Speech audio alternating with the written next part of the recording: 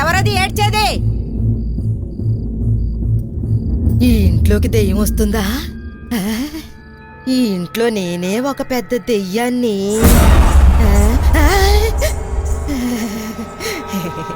నేనుండగా ఇంకో దెయ్యవా? చీచి చీచి చీ, అంతా నా భ్రమ.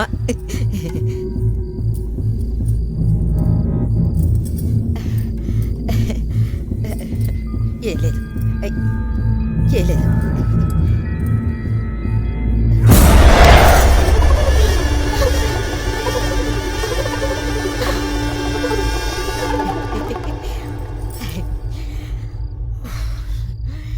నా నీడను చూసి నేనే భయపడ్డానా?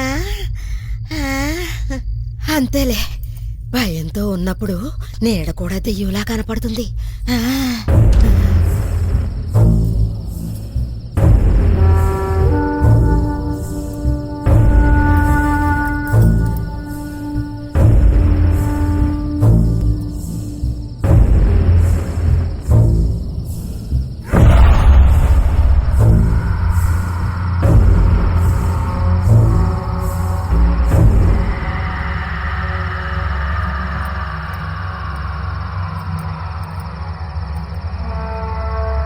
గౌరీ, గౌరీ,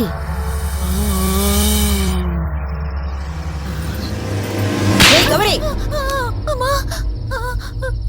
ఏంటే? ఏమైంది? ఇక్కడి నుంచున్నావేంటే? మన ఇంట్లో ఏడుపు శబ్దం వినిపించి వచ్చాను. ఆ తర్వాత ఏమీ గుర్తులేదు. పిచ్చిదానా, మనం భయపడుతున్నప్పుడు ఒక్కోసారి కుక్క ఏడ్చినా కూడా మనిషి ఏడుస్తున్నట్టు వినపడుతుందమ్మా. వెళ్ళి నిద్రపో. ఏంటి, కుక్క ఏడుపు శబ్దం వినొచ్చానా? మరేంటి, దెయ్యమా? అయ్యో, నేనే ఒక పెద్ద దెయ్యాన్ని. ఆ దెయ్యం ఈ దెయ్యాన్ని చూస్తే ఒక పర్లాంగు భయపడి పారిపోతుంది.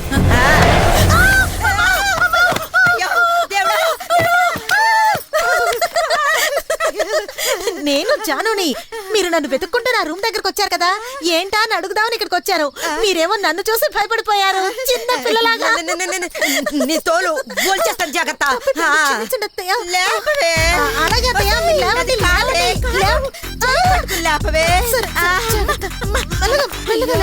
అయ్యో, సరేగా అత్తయ్య, ఇంత రాత్రిపూట ఇక్కడేం చేస్తున్నారు? అదే ఈ గౌరీ ఉంది కదా, అది దెయ్యాన్ని చూసిందంట.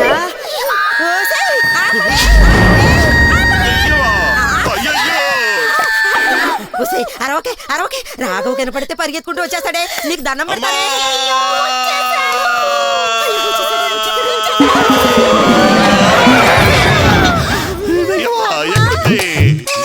పాపం పిల్లాడివి, భయపడిపోయావా?